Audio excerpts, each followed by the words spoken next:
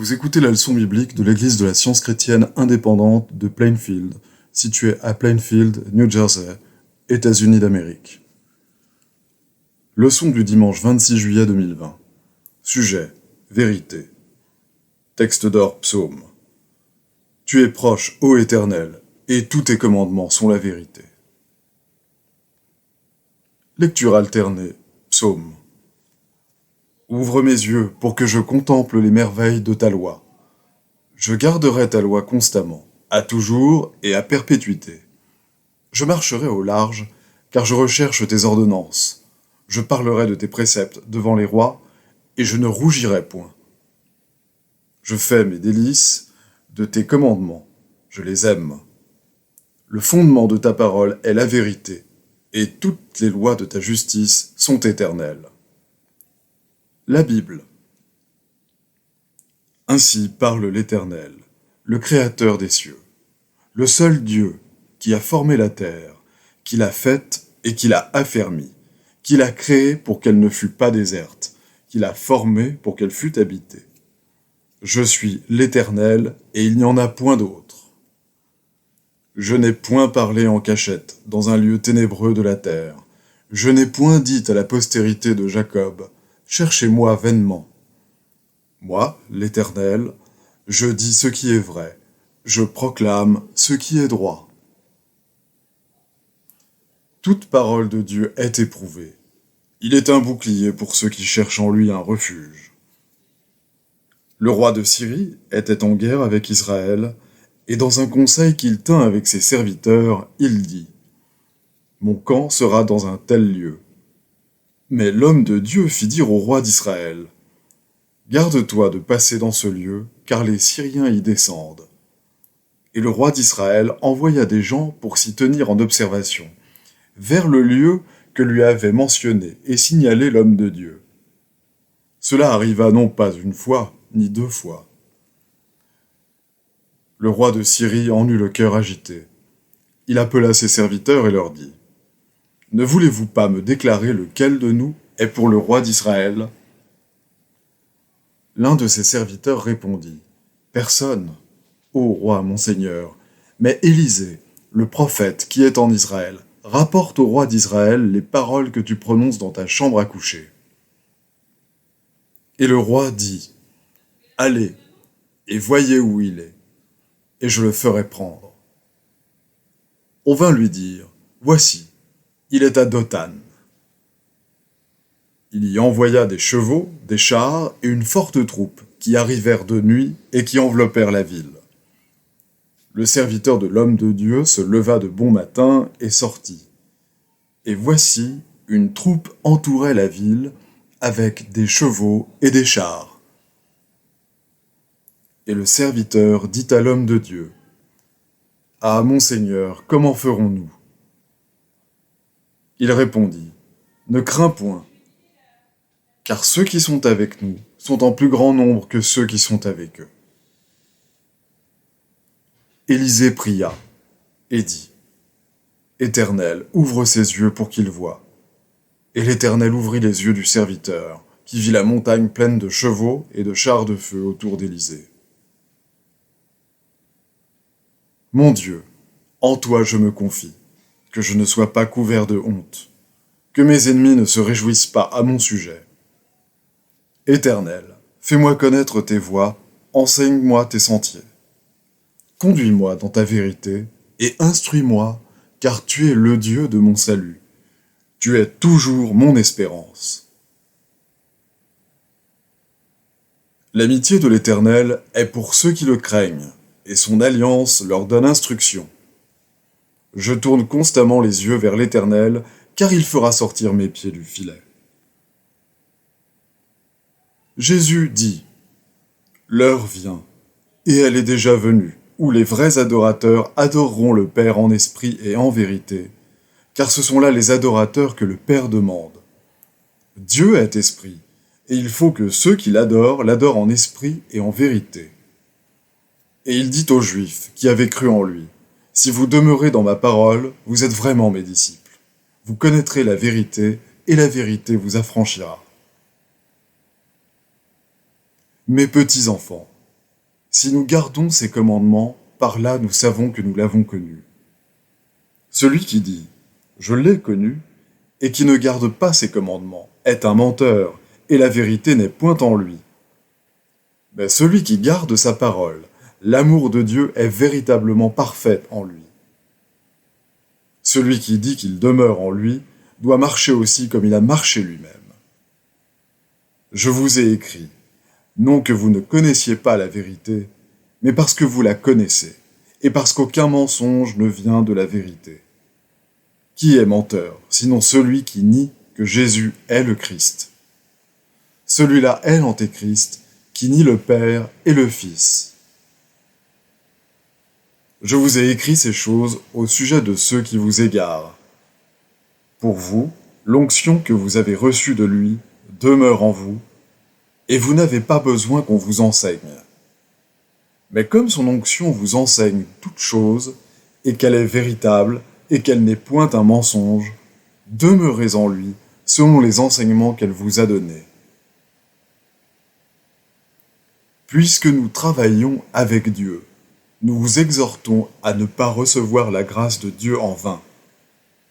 Mais nous vous rendons à tous égards recommandables, comme serviteurs de Dieu, par beaucoup de patience dans les tribulations, dans les calamités, dans les détresses, sous les coups, dans les prisons, dans les troubles, dans les travaux, dans les veilles, dans les jeûnes, par la pureté, par la connaissance, par la longanimité, par la bonté, par un esprit saint, par une charité sincère, par la parole de vérité, par la puissance de Dieu, par les armes offensives et défensives de la justice.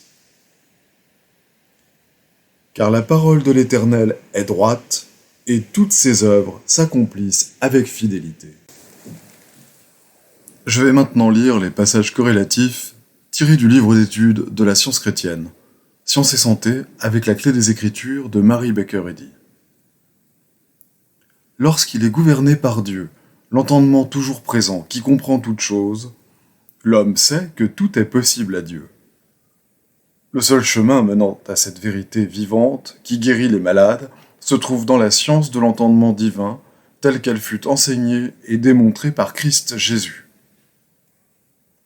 La vérité apporte les éléments de la liberté. Sa bannière porte cette devise inspirée par l'âme. L'esclavage est aboli.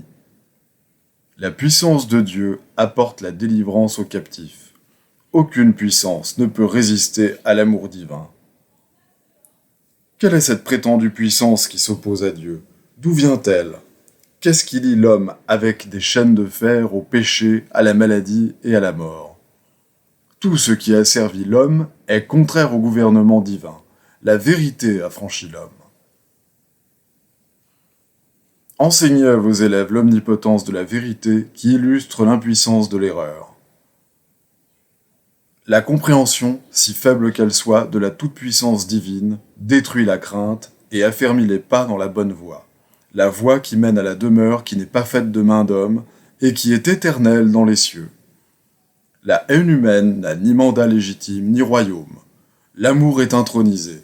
La doctrine de la science chrétienne absolue est que le mal, ou la matière, n'a ni intelligence ni pouvoir, et c'est là la grande vérité qui arrache tout déguisement à l'erreur. Connaître les textes originaux et être disposé à renoncer aux croyances humaines, établies par des hiérarchies et suscitées quelquefois par les pires passions des hommes, c'est ouvrir le chemin pour que la science chrétienne soit comprise et faire de la Bible la carte de la vie où sont indiqués les bouées et les courants guérisseurs de la vérité. La Bible déclare « Toutes choses ont été faites par elle, la parole divine, et rien de ce qui a été fait n'a été fait sans elle. Telle est l'éternelle vérité de la science divine. » Si l'on comprenait que le péché, la maladie et la mort sont néants, ils disparaîtraient. De même que la vapeur se dissipe au soleil, de même le mal s'évanouirait devant la réalité du bien. L'un cache forcément l'autre. Alors comme il est important de choisir le bien comme réalité. L'homme est tributaire de Dieu, esprit, et de rien d'autre. L'être de Dieu est infinité, liberté, harmonie et félicité sans borne. Là où est l'esprit du Seigneur, là est la liberté. Les sens matériels ont beau contredire de diverses façons la science de l'entendement, cela n'altère en rien la vérité invisible qui demeure à jamais intacte. La science a trait à l'entendement, non à la matière. Elle repose sur un principe fixe et non sur le jugement de la fausse sensation. En mathématiques, la somme de deux nombres donnés est toujours la même. Il en est de même en logique. Si la majeure et la mineure d'un syllogisme sont toutes deux exactes, la conclusion ne peut être fausse, si elle est bien déduite. De même, en sciences chrétiennes, il n'y a ni discordance ni contradiction, parce que la logique en est aussi harmonieuse que le raisonnement d'un syllogisme bien énoncé, ou d'un calcul bien fait en arithmétique. La vérité est toujours véridique, et ne peut tolérer aucune erreur, ni dans les prémices, ni dans la conclusion. Parce que la vérité est infinie, on devrait reconnaître que l'erreur n'est rien. Parce que la vérité est omnipotente en bonté, l'erreur, le contraire de la vérité, n'a aucune puissance. La vérité ne rendit jamais l'erreur nécessaire, et n'imagina jamais une loi pour perpétuer l'erreur. L'erreur est une lâche devant la vérité. Les mortels perçoivent, mieux que jamais auparavant, la vérité et l'erreur. Et la vérité apparaîtra encore plus clairement à mesure que l'erreur se détruira. Seule la science peut expliquer les éléments incroyables, bons et mauvais, qui aujourd'hui viennent à la surface. Les mortels doivent trouver un refuge dans la vérité afin d'échapper à l'erreur de ces derniers temps. Rien ne s'oppose plus à la science chrétienne qu'une croyance aveugle, sans compréhension, car une telle croyance cache la vérité et bâtit sur l'erreur. Le sens humain peut bien s'étonner de la discordance, alors que pour un sens plus divin, l'harmonie est le réel et la discordance l'irréel. Nous pouvons bien nous étonner du péché, de la maladie et de la mort. La crainte humaine peut bien nous rendre perplexes, et nous pouvons bien être plus stupéfaits encore devant la haine qui lève sa tête d'hydre et montre ses cornes dans les nombreuses inventions du mal. Mais pourquoi serions-nous pétrifiés devant ce qui n'est que néant ? Le grand dragon rouge symbolise le mensonge, la croyance que la substance, la vie et l'intelligence peuvent être matérielles. L'entendement mortel, opérant sur la base de la sensation dans la matière, est le magnétisme animal. Mais ce prétendu entendement, d'où procède tout mal, se contredit et devra finalement céder à la vérité éternelle, autrement dit, l'entendement divin exprimé dans la science. La vérité éternelle détruit ce que les mortels semblent avoir appris de l'erreur, et l'existence réelle de l'homme en tant qu'enfant de Dieu est mise en lumière. La vérité démontrée est la vie éternelle. L'homme mortel ne pourra jamais s'élever au-dessus des débris temporels de l'erreur, de la croyance au péché, à la maladie et à la mort, avant d'apprendre que Dieu est la seule vie. La croyance que la vie et la sensation sont dans le corps devrait être vaincue par la compréhension de ce qui constitue l'homme en tant qu'image de Dieu. Alors l'esprit aura vaincu la chair. Les courants calmes et forts de la vraie spiritualité, dont les manifestations sont la santé, la pureté et l'immolation du moi, doivent approfondir l'expérience humaine jusqu'à ce que l'on voie que les croyances de l'existence matérielle ne sont qu'une simple tromperie et que le péché, la maladie et la mort cèdent la place pour toujours à la démonstration scientifique de l'esprit divin et à l'homme de Dieu, spirituel et parfait. Grâce au châtiment salutaire de l'amour, nous sommes poussés dans notre marche vers la justice, la paix et la pureté, qui sont les jalons de la science. Contemplant les tâches infinies de la vérité, nous nous arrêtons un instant. Nous nous attendons à Dieu. Puis nous allons de l'avant jusqu'à ce que la pensée détachée de toute entrave marche ravie, et que la conception libérée prenne son essor vers la gloire divine. Les devoirs quotidiens de Mary Baker Eddy. Prière quotidienne.